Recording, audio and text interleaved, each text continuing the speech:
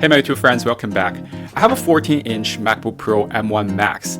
It is almost the maxed out version back then. It has 64GB of unified memory. It has 2TB of SSD. Over the years, I bought so many Windows laptops, but not even a single time did I think about replace my MacBook Pro M1 Max. Not because the MacBook Pros are not good, in the contrary, because the MacBook Pro is so good. Up to this date, even in 2025, the MacBook Pro M1 Max is still so capable.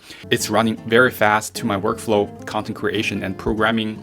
It's quiet, almost inaudible in most of the cases. It's running so cool, I barely feel any heat, and it's just so power efficient. And the design is beautiful, the build quality is so premium. It has a beautiful mini LED display. It's high resolution, high refresh rate, high brightness. The speakers are best in class, no Windows laptops can touch it.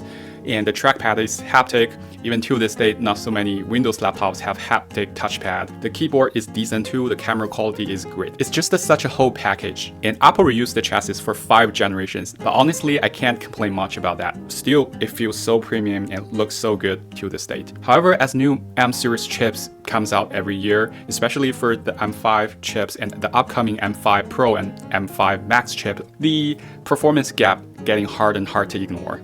I can feel the works I'm doing slow down a little bit, especially compared to the Mac Mini M4 I own. I can feel the performance differences between M1 and M4, and I can only assume M1 and M5's performance gap becomes even bigger. So this is the first time I'm seriously considering to upgrade my MacBook Pro M1 Max. So here's the biggest question. Do I upgrade my MacBook Pro M1 Max to the M5 Max at the early of 2026? Or wait for the M6 series, which is allegedly have the totally new redesign? Let's break it down. First, what the M6 MacBook Pro will likely bring.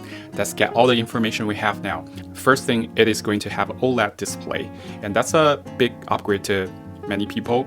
If you like the vibrant color, if you like OLED, the true blacks and perfect contrast, the panel shifting to an OLED panel is definitely a big factor. And the second thing is, it's going to be the first touch screen a MacBook or MacBook Pro ever have equipped it. And I can see that coming from the macOS Tahoe version 26 upgrade.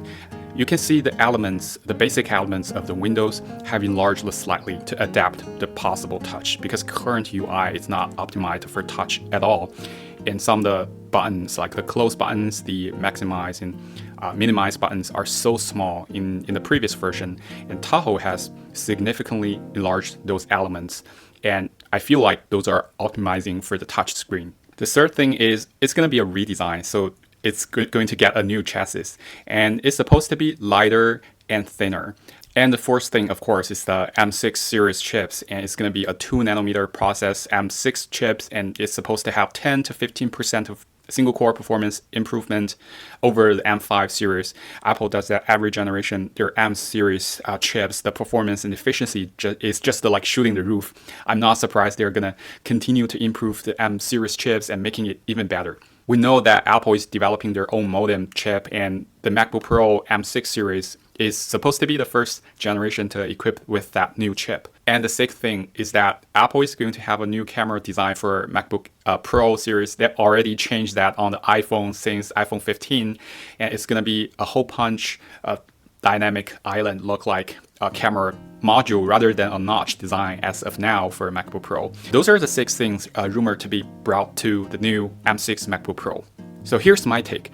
If you're someone who cares about OLED display, then of course you have to kind of wait till M6 to get the OLED display. And especially if you're someone who cares about touch screen. For me personally, I don't like touchscreen laptops at all. Even though Surface laptops have the touch capability in like forever, I never in a single time want the screen to have the touch ability. And even saw my friend who is like pointing their fingers and touch my screen of my laptop. I was so stressful and so upset they're doing that. I just don't want my screens to get so much smudge. I don't see the big benefits for the touch screens, but I do understand some people need the touch screen to finish their task more easily, and they were looking forward to the touch screen. So if you're one of those people, yes, you have to wait for the M6 MacBook Pro. But for other upgrades, the thinner and lighter chassis, the smaller cutout for the camera, and the supposedly like built-in cellular module, for those, it really depends if you care about those. So if you're someone who doesn't think those really matter, the M5 MacBook Pro and the M5 Pro and Max MacBook Pros are really good, and you don't have to wait for another year to the M6 series. For me, I'm definitely go for the M5 series MacBook Pro. Another question is, do we go for the M5 base model MacBook Pro now, or do we wait another 3 to 4 months for the M5 Pro and M5 Max chips MacBook Pro? If you're someone your whole workflow doesn't require a more than 32 gigabytes of RAM, you think 32 gigabytes is more than enough for your workflow, and if you don't need the excessive GPU performance from the Pro and Max chips, and if you don't care the Thunderbolt 5 for super fast accessories, honestly, the M5 MacBook Pros are already surprisingly good, like really good. You don't even have to wait for another 4 months for the M5 Pro or M5 Max chips MacBook Pros.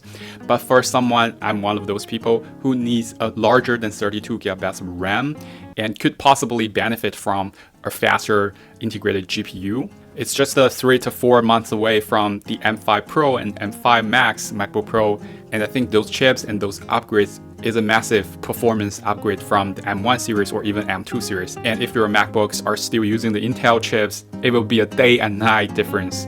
Alright, that's all the information I want to share. So for me, I don't need an OLED display on the MacBook Pro, and I don't need the touch functionality at all.